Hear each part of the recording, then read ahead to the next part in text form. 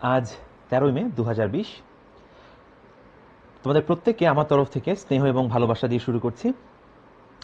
আজকে আমি তোমাদের ইন্টারমিডিয়েট ফার্স্ট পেপার ফিজিক্সের পুরা বইয়ের উপর আমি একটি ওভারঅল ভিডিও বানাতে যাচ্ছি, এবং যা দিয়ে আমরা এইচএসসি পরীক্ষা এবং অ্যাডমিশন টেস্ট বোথ কিভাবে আমাদের সামনের দিনগুলো আমরা কাটাবো এটা নিয়ে মূলত আলোকপাত করতে যাচ্ছি।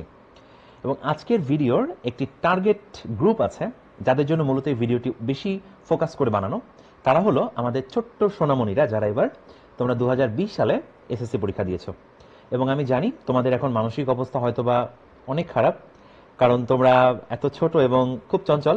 তোমরা আশা করেছিলে যে এতদিন হয়তোবা কলেজের যে স্বাদ বা কলেজের সাথে যে অ্যাটাচমেন্ট, যে বন্ধন, তা হয়তো এতদিন হয়ে যেত, কিন্তু কোনো এক ভাগ্যের অদৃশ্য পরিহাসে তোমরা সে পর্যন্ত হয়তোবা যেতে পারোনি। বাট চিন্তা করো না, এই দুর্যোগ দ্রুতই কেটে যাবে এবং আমরা একসময় আবার স্বাভাবিক জীবনে ফিরতে পারবো। তো তুমি চিন্তা করো, আমাদের সাথে কিন্তু আরো খারাপ অনেক কিছু ঘটতে পারতো, বাট যাই হোক, আমরা হয়তোবা সবাই সুস্থ আছি এবং এখনো ভালো আছি সৃষ্টিকর্তার অশেষ কৃপায়। তো তোমরা টেনশন করো না, জীবনের এই যে ছোট্ট একটা দুর্যোগ, এই দুর্যোগ কেটে যাবে। যেমন তোমাদের একটা ছোট্ট কথা বলি, নর্মাল যারা ইউনিভার্সিটিতে পড়ে তাদের কিন্তু 4 বছরে অনার্স কোর্স বা বিএসসি কোর্স কমপ্লিট হওয়ার কথা থাকে, কিন্তু মাঝে মাঝে এমন হয় যে বিএসসি কোর্স কমপ্লিট করতে 6 বছর লেগে যায়। এটাকে আমরা বলি সেশন জট। এটা কিন্তু অনেক সময় অনেক ব্যাচ ভোগ করেছে। তো তোমরা প্রথম ব্যাচ হয়তোবা আমার জানা মতে যারা এইচএসসি পরীক্ষার সময় একটা সেশন জটের মধ্যে পড়ে গেছো। তো যাই হোক, এই সমস্যাটা আমার বিশ্বাস যে হয়তোবা খুব দ্রুতই কেটে যাবে, জীবন আবার নর্মাল হবে। তো চলো আমরা আজকে মূলত যে আলোচনা করতে যাচ্ছি আমরা সেদিকে মূলত ফোকাস করি। ওকে, তো আমরা এই মুহূর্তে তুমি স্ক্রিনে হয়তো একটা ছবি দেখতে পাচ্ছ। ছবিটি আমার খুব পছন্দের একটা কার্টুন। ওকে, ছবিটি দেখো, 1980 সালের দুনিয়া এবং 2020 সালের দুনিয়ার মধ্যে একটা ছোট্ট তফাৎ দেখানো হয়েছে। 1980 সালে যখন আমাদের কাছে প্রযুক্তি অনেক বালকি ছিল, যেমন তোমরা নিশ্চয়ই জানো ছোট্ট বন্ধুরা, যে প্রথম যে কম্পিউটার বানানো হয় পৃথিবীতে তার যে সাইজ ছিল সেটা মোটামুটি একটা 3 তলা বিল্ডিংয়ের সমান ছিল। ওকে, কিন্তু দেখো ভাগ্যের কি চক্কর, আমরা আজকে আমাদের সেই কম্পিউটার, ওর থেকে পাওয়ারফুল কম্পিউটার হাতের মুঠোয় ধরে রাখছি। তার মানে প্রযুক্তি কিন্তু অনেক আগিয়েছে, রাইট? এবং প্রযুক্তির এই যে উদ্ভাবনী শক্তি বা এই যে যে দ্রুত গতিতে তার শুধু উন্নয়ন হচ্ছে, এর জন্য কিন্তু মেইনলি ফিজিক্স এবং ম্যাথের একটা অপরিসীম ভূমিকা আছে। তোমাদের মধ্যে হয়তো অনেকে আছো যাদের আসলে বিভিন্ন সাবজেক্ট কিন্তু পছন্দের। যেমন ধরো, কারো ফিজিক্স পছন্দ খুবই, কারো কেমিস্ট্রি পছন্দ থাকে, কারো বায়োলজি পছন্দ থাকে, কারো ইংলিশ পছন্দ থাকে। এখন এই পছন্দ কিন্তু তোমার ব্যক্তিগত প্যাশন, রাইট? এর উপর কিন্তু কারো কোনো নিয়ন্ত্রণ থাকে না। যেমন ধরো একটা স্টুডেন্টের বায়োলজি খুব পছন্দ, তা আমরা কিন্তু ধরেই নেই যে হয়তোবা সে পরবর্তীতে মেবি বায়োলজিক্যাল কোনো লাইন, মেবি মেডিকেল বা হয়তোবা আরও মলিকুলার বায়োলজি আছে, এই সমস্ত কোনো সাবজেক্টে হয়তোবা সে তার ক্যারিয়ার বিল্ড আপ করবে। যার মনে করো ম্যাথমেটিক্স বা ফিজিক্সের উপর প্যাশন থাকে, আমরা ধরে নিই যে সে হয়তোবা ইঞ্জিনিয়ার হবে বা সে হয়তোবা তার ক্যারিয়ারকে প্রযুক্তির দিক থেকে উন্নয়ন করবে। তো যাই হোক, এই যে যে আমাদের ভবিষ্যতের স্বপ্ন, এই স্বপ্নটা কিন্তু একদম তোমরা এই যে মাত্র যারা এসএসসি পরীক্ষা দিয়েছো এখন থেকে তোমার নিজের মধ্যে এটা অটোমেটিক বিল্ড আপ হবে। এবং এটা কিন্তু একমাত্র সৃষ্টিকর্তা প্রদত্ত, এটা কারো কথায় বা কারো উপর ভিত্তি করে এর কিন্তু বুনিয়াদ হয় না। যদি আমরা দেখি যে একটা সাবজেক্ট আমাদের ভালো লাগে না বা আমরা বুঝি না, এমন কিন্তু আছে। সবাই তো আমরা প্রচণ্ড জিনিয়াস স্টুডেন্ট না, তাই না? আমাদের প্রত্যেকের লিমিটেশনস কিন্তু আছে। ওই সাবজেক্টটা যখন জোর করে তার উপর চাপিয়ে দেওয়া হয় তখন কিন্তু আসলে ওভারঅল দেখা যায় যে পড়াশোনাতে কিন্তু তার মন বসে না।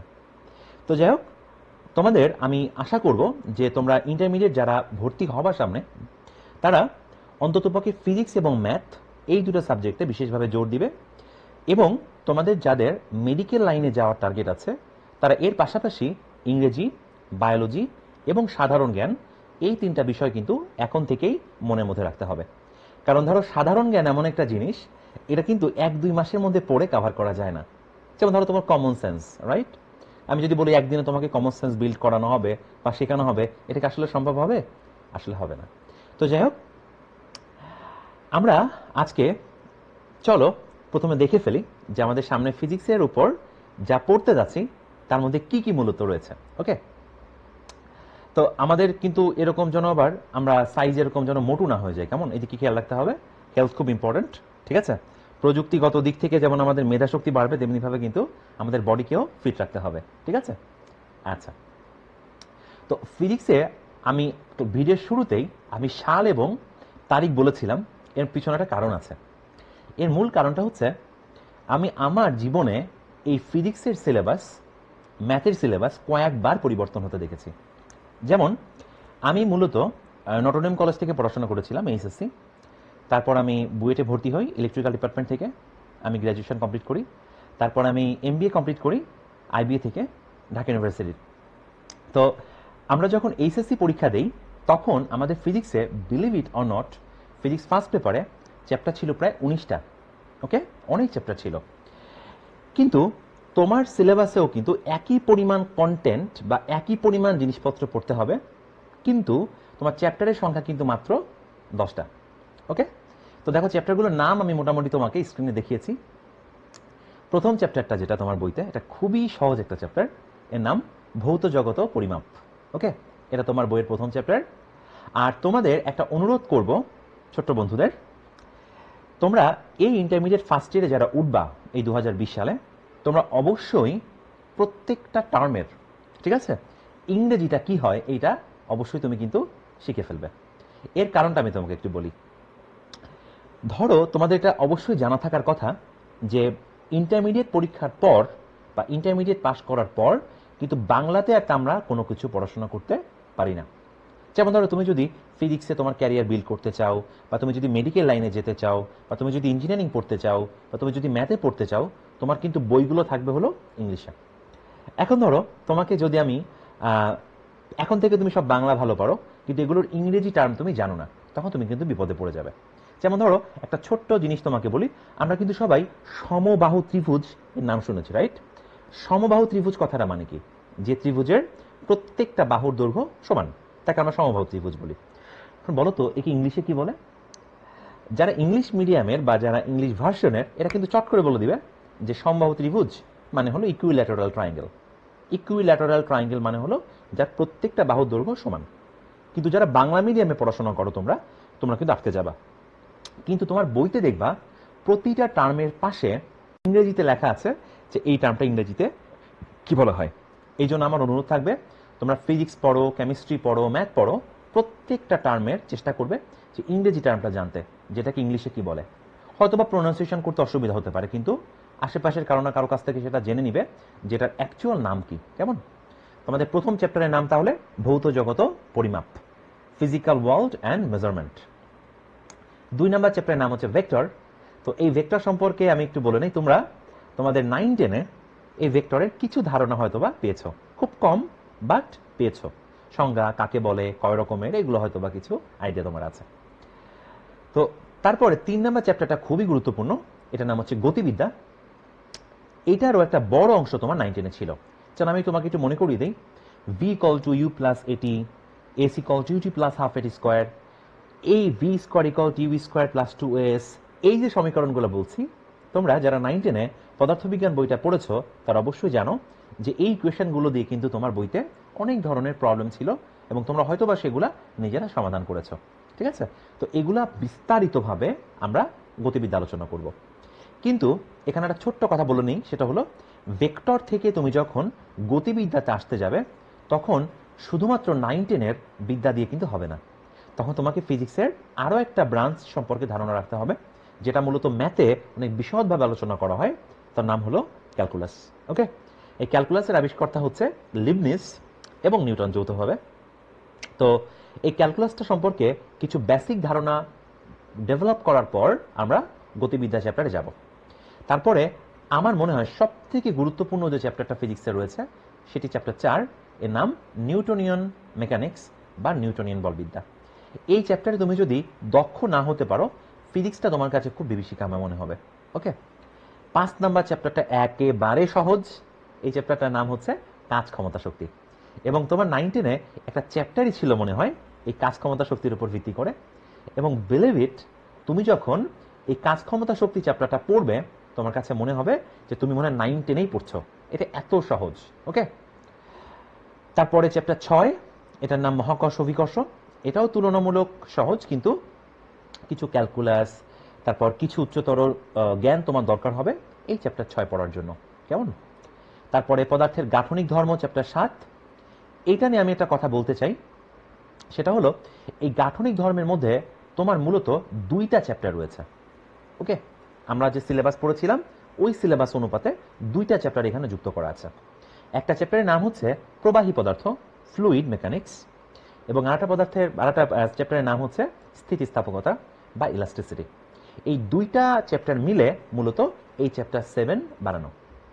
এবং আরেকটা কথা বলে নেই, আমরা যে সিলেবাস পড়েছিলাম এই সিলেবাসের 2টা চ্যাপ্টার মিলে চ্যাপ্টার 4 বানানো। ওকে, সুতরাং এইগুলো কিন্তু এক একটা চ্যাপ্টার না, এটা অনেকগুলো চ্যাপ্টার হয়তো বা মিশ্রণ। ওকে, যেটা তুমি এখন সংক্ষেপে দেখতে পাচ্ছ, কারণ স্বাভাবিক আমি প্রথমে বলেছিলাম যে আমরা পড়েছিলাম 19টা চ্যাপ্টার, সেখানে তোমরা পড়ছো মাত্র 10টা চ্যাপ্টারে।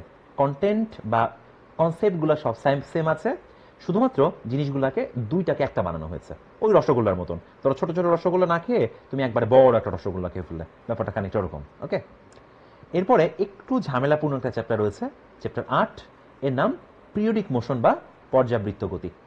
ঠিক আছে, এটা পড়ার জন্য তোমার একটু ক্যালকুলাসের উচ্চতর নলেজ দরকার হবে, আদারওয়াইজ এটা পড়া একটু সমস্যা হয়ে যাবে। কেমন?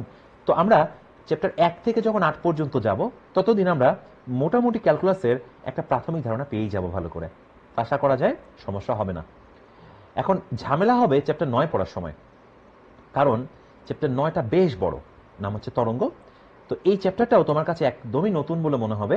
হয়তোবা তুমি তরঙ্গের বেসিক কিছু সংজ্ঞা টঙ্গা পড়েছো 9 10-এ, কিন্তু তরঙ্গের মূল যে কনসেপ্টগুলা এটা কিন্তু অনেক বিস্তারিত। ওকে, তো আমরা তরঙ্গ পড়ব, এবং লাস্ট যে চ্যাপ্টারটা, এই চ্যাপ্টারটার নাম আদর্শ গ্যাস ও গ্যাসের গতিতত্ত্ব। এটা তুলনামূলক সহজ, কিন্তু এখানে অনেক সমীকরণ আছে। তো এই হচ্ছে তোমার মোটামুটি পদার্থবিজ্ঞানের প্রথম 10টা অধ্যায়, এবং আমাদের দায়িত্ব হলো প্রতিটা অধ্যায়কে সমানভাবে গুরুত্ব দিয়ে সামনের দিকে আগানো। তাহলে ছোট্ট বন্ধুরা, চলো আমরা দেখে ফেলি যে আমাদের ফিজিক্স প্রথম পত্রের যে পরীক্ষার মার্কস, ওকে, কোন অংশে কতটুকু মার্কস আছে এবং কোন অধ্যায়টা কতটুকু পরিমাণ গুরুত্বপূর্ণ, এটা একটু আমরা দেখে ফেলি। চলো। তো সবাই হয়তো অবগত আছো যে ফিজিক্স প্রথম পত্রের যে পরীক্ষা হয়, এই পরীক্ষা হয় টোটাল 100 মার্কের উপর, এবং 100 মার্ক কিন্তু 3টা ভাগে বিভক্ত। একটা ভাগ এমসিকিউ, একটা ভাগ সিকিউ। সিকিউ তো তুমি অবশ্যই জানো, সৃজনশীল প্রশ্ন, আর এমসিকিউ মানে কি, নৈর্ব্যক্তিক, তাই তো? আর একটা ভাগ আছে তোমার প্র্যাকটিক্যালের উপর বা ব্যবহারিকের উপর। এখন কোন অংশে কতটুকু মার্কস তুমি একটু দেখে ফেলো। এমসিকিউ এর উপর মার্ক মাত্র 25। ওকে, 25টা এমসিকিউ থাকবে, তোমাকে 25টা অ্যান্সার করতে হবে। সিকিউতে তোমার সিকিউ থাকবে হচ্ছে 8টা, এবং 8টা সিকিউ থেকে তোমাকে 5টা অ্যান্সার করতে হবে, এবং এই 5টা সিকিউ এর উপর মার্ক হচ্ছে 50। এবং দেখো প্র্যাকটিক্যালের উপর মার্ক হচ্ছে 25, এবং এইটা মূলত কলেজের উপর বা কলেজের টিচারদের উপর সম্পূর্ণরূপে ডিপেন্ড করে।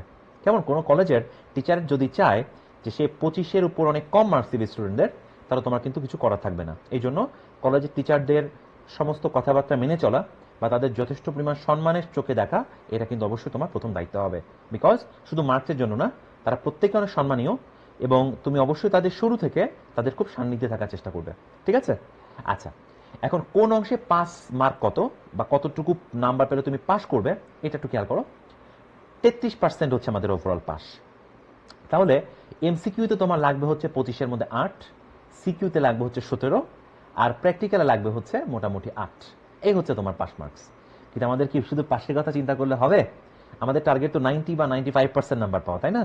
শুধু পাস নাম্বারের কথা চিন্তা করে কিন্তু পড়াশোনা করলে হবে না। কেমন? তো এখন আমি কয়েকটা কথা একটু তোমাকে বলে নেই। এমসিকিউ নিয়ে আমি একটা কথা ডিরেক্টলি তোমাকে বলে দিতে পারি, সেটা হলো তুমি এই যে চ্যাপ্টারগুলো মাত্র দেখলে, 1 নাম্বার চ্যাপ্টার থেকে 10 নাম্বার চ্যাপ্টার পর্যন্ত, এই 10টা চ্যাপ্টারের প্রতিটা চ্যাপ্টারকেই টাচ করা হবে এমসিকিউ এর সময়। ওকে, এখন এরকম কোনো বাধা দেওয়ার নিয়ম নাই যে কোন চ্যাপ্টার থেকে কতগুলো প্রশ্ন হবে। কেমন? হয়তোবা কোনো চ্যাপ্টার থেকে 2টা, কোনো চ্যাপ্টার থেকে 1টা, এরকমভাবে তুমি মোটামুটি পাবে। কিন্তু বড় বড় যে চ্যাপ্টারগুলো, যেমন ধরো তরঙ্গ আছে, তারপরে নিউটনিয়ান বলবিদ্যা আছে, ভেক্টর আছে, ওকে, তারপর নিউটনিয়ান গতিবিদ্যা আছে, এই চ্যাপ্টারগুলো থেকে কিন্তু বেশ প্রশ্ন তুমি পাবে। তারপরে গ্যাস থিওরি আছে। কেমন? এমসিকিউ প্রশ্ন মাস থাকবে 2টা বা 3টা করে। সিকিউ এর ব্যাপারটা আসলে বলা খুব মুশকিল যে সিকিউ কোন অধ্যায় থেকে দিবে, কোন অধ্যায় থেকে দিবে না। যেমন ধরো এই যে প্রথম যে চ্যাপ্টারটা, আসলে আমি যখন ফিজিক্স পড়াতে শুরু করি তোমাদের ফার্স্ট পেপারে যারা ভর্তি হয় আমার কাছে বা যারা পড়াশোনা করতে আসে, আমি প্রথমে এই 1 নাম্বার চ্যাপ্টারটা থেকে প্রথম থেকে পড়াই না। আমি মূলত পড়ানো শুরু করি চ্যাপ্টার 2 থেকে। এর কারণ হচ্ছে চ্যাপ্টার 1টা পড়তে গেলে তার কাছে ব্যাপারটা খুব কমপ্লিকেটেড মনে হবে, সে বুঝবেই না যে এটা আমি পড়ে কি করব। তো 1টা 2টা চ্যাপ্টার হওয়ার পর দেন আমি চ্যাপ্টার 1টা পড়াই, যাতে সে বুঝতে পারে যে 1 নাম্বার চ্যাপ্টারের কাজ কি। 1 নাম্বার চ্যাপ্টারটা খুবই ছোট, কিন্তু 1 নাম্বার চ্যাপ্টারের যে বেসিক, এই বেসিকটা তোমার প্রতিটা চ্যাপ্টারেই কোথাও না কোথাও কাজে লাগবে। তো 1 নাম্বার চ্যাপ্টারের সৃজনশীল যদি আসেও আমরা চেষ্টা করব সেটা অ্যান্সার না করার জন্য, এটা আমার রিকমেন্ডেশন। কারণ এখানকার যে সৃজনশীলগুলো দেয়, যদি দিয়ে থাকেও সেগুলো একটু জাস্ট ঝামেলা থাকে, মূলত ক্যালকুলেশন বেসড বেশি থাকে।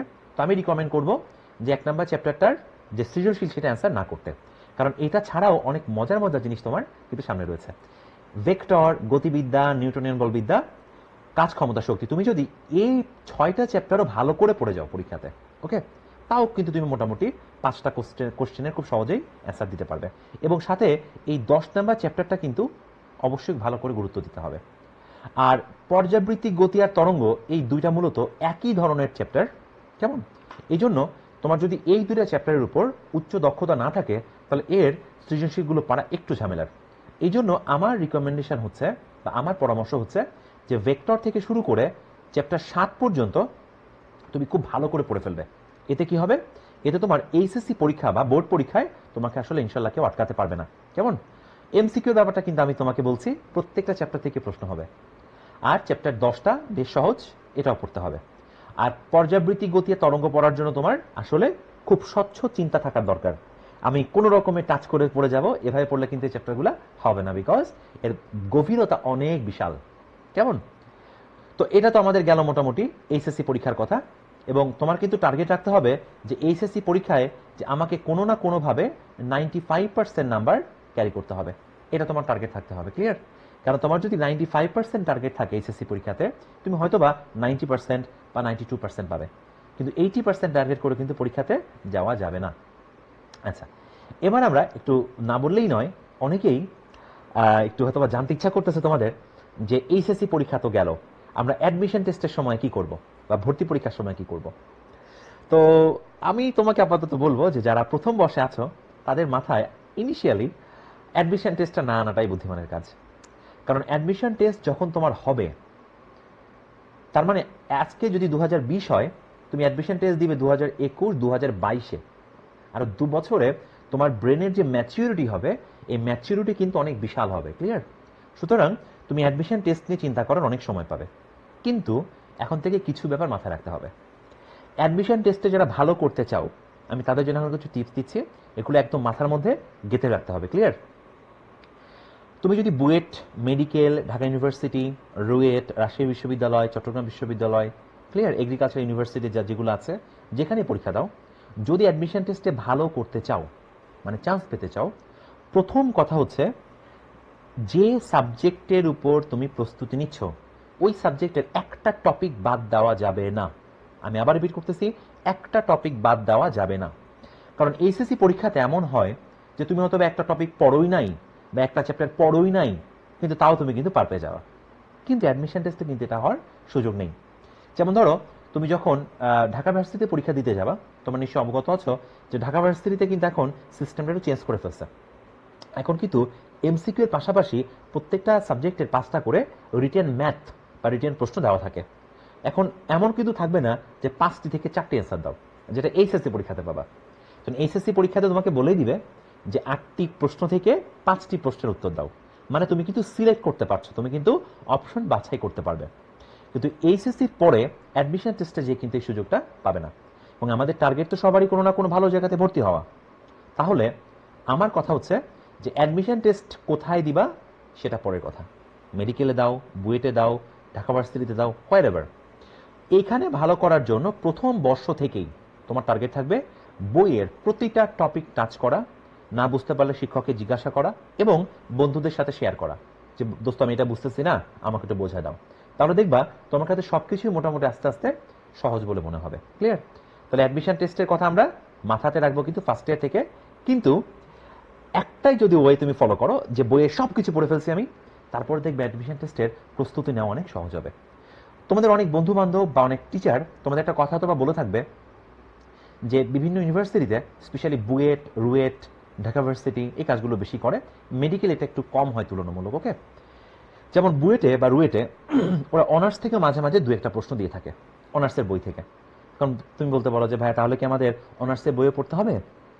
এটা ডিপেন্ড করে তোমার ক্যাপাসিটির উপর। ওকে, যেমন ধরো যে স্টুডেন্টটা বুয়েটে বা রুয়েটে বা ঢাকা ভার্সিটিতে ফার্স্ট হবে এবং যে 500তম হবে, এই দুইজনের প্রস্তুতির ধরন কিন্তু সম্পূর্ণ ভিন্ন। ক্লিয়ার? যেমন আমাদের ক্লাসরুমে যে স্টুডেন্টটা ফার্স্ট হবে সেও থাকে মাঝে মাঝে, আবার যে মনে করে 1000তম হবে সেও কিন্তু থাকে মাঝে মাঝে। আমরা স্টুডেন্ট দেখেই বুঝি যে ও আসলে কত দূর পর্যন্ত যেতে পারবে। সুতরাং আমার পরামর্শ হচ্ছে যে তুমি আগে নিজেকে প্রশ্ন করো যে তুমি কোন ইউনিভার্সিটিতে নিজেকে কোন অবস্থানে দেখতে চাও, ওই মতন করে তোমাকে প্রস্তুতি নিতে হবে। যেমন আমাদের বাংলাদেশে যে খুব ফেমাস যে কলেজগুলো রয়েছে, যেমন ধরো নটরডেম কলেজ আছে, তারপর হলি ক্রস আছে, রাজশাহী কলেজ আছে, চিটাগাং কলেজ আছে, নিউ গভর্নমেন্ট ডিগ্রি কলেজ আছে, ওকে, ভিকারুন্নেস সানুন আছে। এই কলেজগুলোর যে স্টুডেন্টগুলা তারা কিন্তু একটু ঘোড়ার মতন মানে তাদের লোড নেওয়ার ক্ষমতা অনেক বেশি। ক্লিয়ার? তো এরা কিন্তু ভালো করার ক্ষমতা রাখে। তাহলে এদের যেটা টার্গেট রাখা উচিত বা তোমাদের যেটা মনে রাখা উচিত তা হলো যে বইয়ের সব কিছু তো আমি পড়বই, এরপরে যদি আমি এক্সট্রা সময় পাই আমি একটু আশেপাশের জ্ঞানগুলো দেখব যে ওই ওই বইটাতে কি লেখা আছে, অমুক বইটাতে কি লেখা আছে। ক্লিয়ার? এবং আমি আরেকটা কথা একটু বলে দিই যে আমাদের বাংলাদেশের কিন্তু একটু ভারত প্রেম আছে।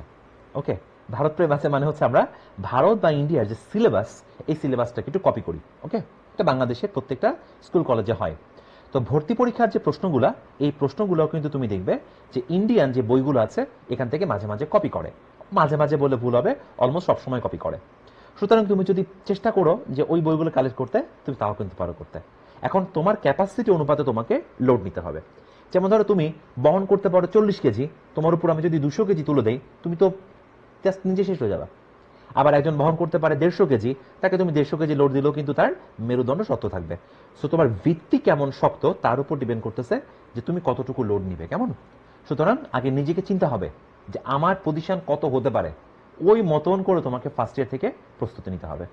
যেমন একটা শ্রেণীর স্টুডেন্ট আছে যারা লাইফের কাছ থেকে কোনো এক্সপেকটেশনসই নাই, যে ওরা যে কি করবে দে ডোন্ট নো। আমি তাদেরকে অ্যালার্ট করতেছি, বন্ধুরা শুনো, তুমি এখন থেকে যদি সিরিয়াস না হও তুমি কিন্তু পরে ঝামেলা পড়ে যাবে। সুতরাং এই যে যে 9-10 শেষ হলো, স্কুলের হাওয়া শেষ, এবার কলেজের হাওয়া লাগবে। এরা কিন্তু বাংলা সিনেমার ওই যে শাবনূর এদের মতো না, কিন্তু যে আমি এটা কোনো রকমের ডাইরেক্ট জাস্ট কোলে করে যাচ্ছি কলেজ করতে, কলেজ শেষে আমি একটু বুংবাং করে চলে আসলাম। কলেজ লাইফ কিন্তু মোটেও এরকম না। যারা ভাবতেছো সিনেমা দেখে দেখে তারা কিন্তু চরম ভুল করতেছো। ওকে, কলেজ লাইফটা কিন্তু অনেক স্ট্রাগলের। এবং আমার এক বড় ভাই আমাকে একটা কথা বলেছিল, কথাটা এখনো আমার কানের মধ্যে ভাসে, যে তুমি কোন গাড়িতে চড়বে, ওকে, তুমি কোন প্লেটে ভাত খাবে, কোন সোফায় বসবে, কোন চেয়ারে বসবে, এটা সব ডিপেন্ড করবে বাংলাদেশের প্রেক্ষাপটে তোমার ইন্টারমিডিয়েট লাইফটা তুমি কেমনভাবে কাটিয়েছো তার উপরে। ইন্টারমিডিয়েট লাইফে যারাই ফাঁকিবাজি করছে বাংলাদেশে ওরাই বাস খাইছে মানে ওরা শেষ পর্যন্ত ভুগছে কিন্তু। এই জন্য ইন্টারমিডিয়েট লাইফের প্রতিটা ক্ষণ, প্রতিটা সেকেন্ড তোমাকে খুব বুঝে শুনে ব্যয় করতে হবে। ওকে, তুমি যখন কলেজের পড়া শুরু করবে তোমার একটা ঘন্টা সময় মনে করতে হবে যে একটা বছর, একটা ঘন্টা সময় নষ্ট করা যাবে না। ক্লিয়ার? আর ফিজিক্সের কোন বই পড়বে এটা আমি একটু এখন থেকে বলে দেই। অনেক বই আছে কিন্তু বাজারে, কেমন প্রায় 15-16টা বই আছে ফিজিক্সের। এখন নিশ্চয়ই একটা স্টুডেন্টের পক্ষে এই 15-16টা বই পড়া কিন্তু পসিবল হবে না। কিন্তু ধরো আমি তোমাকে যদি চ্যাপ্টারগুলো একটু ভেতরে যে দেখাই, যেমন দেখো তুমি এখন ভৌত জগত পরিমাপের কি কি টপিক রয়েছে এগুলো দেখতে পাচ্ছ। যেমন ধরো স্থান, সময়, ভর, তারপর নীতি, তত্ত্ব, স্ফেরোমিটার, যান্ত্রিক ত্রুটি, লঘিষ্ঠ গুণন, শতকরা ত্রুটি, কত টপিক আছে। আবার যদি ভেক্টর চিন্তা করো, যেমন স্কেলার রাশি কি, ভেক্টর রাশি কি, একক ভেক্টর কি, আয়তক ভেক্টর, ত্রিভুজ সূত্র, সামান্তরিক সূত্র, ক্রস গুণ, ডট গুণ, অপারেটর, গ্রেডিয়েন্ট, ডাইভারজেন্স, কার্ভ, কত টপিক। বাট মজার ব্যাপার হচ্ছে প্রত্যেকটা বইতে কিন্তু এই টপিক আলোচনা করা আছে। হ্যাঁ, কোনো বইতে তোমার অঙ্ক কম আছে, কোনো বইতে থিওরি ভালো আছে। এখন আমার কাছে যারা ভর্তি হয় ফিজিক্সে, আমি মূলত তাদের প্রত্যেকে আমার নিজের লেখা একটা বই দিই। তো এই লেখা বইতে আমি আবার বোর্ডের কিছু কিছু কনসেপ্ট আমি ওখান থেকে কপি করেছি, আবার নিজে থেকেও কিছু কনসেপ্ট দিয়েছি, দিয়ে একটা পূর্ণাঙ্গ বই বানানো আছে। ওই বইটা মোটামুটি তোমার প্রায় 14-15টা বইয়ের সামারি বলতে পারো। ওকে, প্লাস আর অনেক বেশি কিছু আছে যা তোমার পরবর্তীতে তোমার কনসেপ্ট স্ট্রং করতে কাজে লাগবে। ওই বইটা পড়লে তোমার কিন্তু প্রায় 5-7টা রাইটারের বই পড়া হয়ে যাচ্ছে মনে করতে পারো। এখন তারপরেও আমি যতই তোমাদের বই দেই, তোমার মনে প্রশ্ন থাকতেই পারে যে ভাইয়া আমাদের বোর্ডের কোন বইটা আমরা কিনবো। তো আমি রিকমেন্ড করতেছি প্রথমে শাহজাহান তপনের বই। শাহজাহান তপন আমি এই জন্য রিকমেন্ড করতেছি বিকজ শাহজাহান তপনের বইটা খুব সহজভাবে থিওরিগুলো লেখা আছে। ক্লিয়ার? তাহলে শাহজাহান তপনের বই একটা বই তুমি কিনতে পারো। ইসাকের বই আছে, ইসাকের বইটাও ভালো। তারপর একজন রাইটার আছে সেলু নাম করে, সেলুর বইটাও বেশ সুন্দর, সেলুর বই পড়তে পারো। তারপরে আলিয়াসগড় আছেন, তার বইটাও বেশ ভালো। গিয়াসউদ্দিন সাহেব আছেন, এর বইটাও ভালো। এই 5টা বই আমি তোমাকে রিকমেন্ড করছি। ইট ডাজন্ট মিন যে 5টা বই তোমাকে কিনতে হবে। ক্লিয়ার? তাহলে শাহজাহান তপন, আলিয়াসগড়, সেলু, গিয়াসউদ্দিন, ইসাক। এর মধ্যে তুমি প্রথমে কলেজে ক্লাস শুরুর আগে যেটা করতে পারো, তুমি শাহজাহান তপনের বইটা কিনে নিতে পারো। বিকজ ওই বইটা আমি নিজেই পড়েছিলাম ইন্টারমিডিয়েটে, এবং আমি দেখেছিলাম যে বইটা খুব সুন্দর সাবলীলভাবে অনেক সুন্দর করে ব্যাখ্যা করা তো সব কিছু। ওকে, তারপরে তুমি যদি চাও যে আরও 1-2টা বই কিনবে, কিনতে পারো। আর যখন ফিজিক্স কর্নারে ক্লাস শুরু হবে, ওকে, তখন আমি তো তোমাকে আমার নিজের লেখা বই দিয়ে দিব, তুমি সেখান থেকে প্র্যাকটিস করতে পারবে এবং খুব সুন্দর একটা বেসমেন্ট তোমার তৈরি হবে। ওকে, তো দেখো আমাদের গতিবিদ্যা চ্যাপ্টারে যা যা বলছিলাম, দেখো যে বেগ, ত্বরণ, কৌণিক বেগ, কৌণিক ত্বরণ, এগুলো কিন্তু তোমার প্রক্ষেপক একটা বড় জিনিস আছে, প্লাস এগুলো সব তুমি পড়বে আস্তে আস্তে। কেমন? তারপরে দেখো নিউটনের বলবিদ্যা কত কিছু আছে, এগুলো সব তোমার কাছে নতুন নতুন মনে হতে পারে। ভরবেগ, এই টার্মটা তুমি পড়েছো। ঘর্ষণ হয়তো নাম শুনেছ। তারপর জড়তার ভ্রামক, টর্ক, কেন্দ্রমুখী বল, ব্যাংকিং, সংঘর্ষ, কত কিছু না? তো এগুলো খুবই মজার জিনিস। কেউ যদি বুঝতে পারে, আসলে তার কাছে ফিজিক্স অনেক চমৎকার বলে মনে হবে। এগুলো সব কাজ, ক্ষমতা, শক্তি চ্যাপ্টারের জিনিস, এগুলো খুবই সহজ। তো যাই হোক, তুমি খেয়াল করো যা যা তুমি এই মুহূর্তে দেখতে পাচ্ছ প্রত্যেক চ্যাপ্টারের কন্টেন্ট, যেমন গ্র্যাভিটিতে ওজনহীনতা খুব মজার একটা কনসেপ্ট, বিভব একটা কনসেপ্ট, মুক্তিবেগ আছে, মহাকর্ষ ক্ষেত্র আছে, অভিকর্ষ ত্বরণ আছে, এগুলো সব থেকে কিন্তু পরীক্ষাতে প্রশ্ন হয়। কেমন? এবং আমি তোমাকে একটু তরঙ্গের ব্যাপারটা দেখাই, তাহলে একটা মজার ঘটনা আমি তোমাকে দেখাতে পারবো। দেখো তরঙ্গে কত নতুন নতুন টার্ম, তরঙ্গমুখ, অগ্রগামী তরঙ্গ, স্থির তরঙ্গ, সুস্পন্দন স্পন্দবিন্দু, অনুনাদ, তীব্রতা লেভেল, ডেসিবেল, বিট, সমমেল, অষ্টক, মেলোডি, সুর ও স্বর, এগুলো সব নতুন নতুন মনে হচ্ছে না? বাট তুমি যখন এটা পড়তে শুরু করবে, তুমি যখন ধারাবাহিকভাবে পড়বে, এই ব্যাপারগুলো তোমার কাছে অনেক মজা লাগবে। ক্লিয়ার? এবং আমি আরেকটা কথা একটু তোমাকে বলি, তা হলো দেখো এই বাচ্চাটা কত হ্যাপি না? আমি এই কার্টুনটা একটা নির্দিষ্ট কারণে দিয়েছি। অনেক টপিক থাকে, অনেক অঙ্ক থাকে যেগুলা তোমরা ফার্স্ট ইয়ারে পারবা না, বা মুখস্থ করে যাবা পুরোপুরি। কত চেষ্টা করতেছো বোঝার, বুঝতেছো না, পরে দেখা গেলো যে বাধ্য হয়ে আছে, আমার তো লাগবেই, মুখস্থ করে ফেলি। বিশ্বাস করবা কি হবে?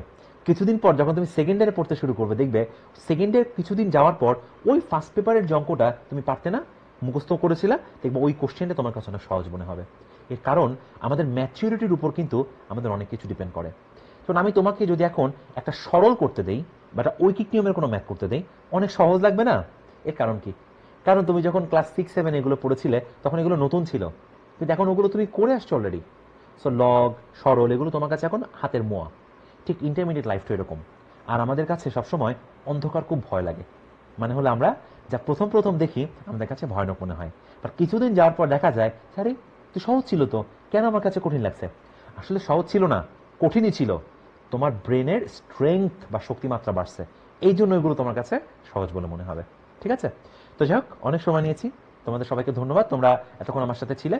তো ভয় পাওয়া যাবে না, তোমরা সবাই যারা এইচএসসিতে উঠবে এই 2020-এ, যারা এখনো গৃহবন্দী, তারা পুরাতন বড় ভাইদের কাছ থেকে হোক বা মার্কেট থেকে হোক একটা শাহজাহান তপনের বই চুজ করো, করে জাস্ট পেজগুলো একটু উল্টে উল্টে দেখো কি কি আছে, এর মধ্যে যা যা বুঝতে পারো বুঝে ফেলো। আর বাকি সবকিছু বোঝানোর জন্য আমি তো আছি, ডোন্ট ওয়ারি। ঠিক আছে? তো সবাই ভালো থেকো, আল্লাহ হাফেজ, দেখা হবে আবার সবার সাথে, tata. Thanks for watching, my dear. Like, share, and subscribe.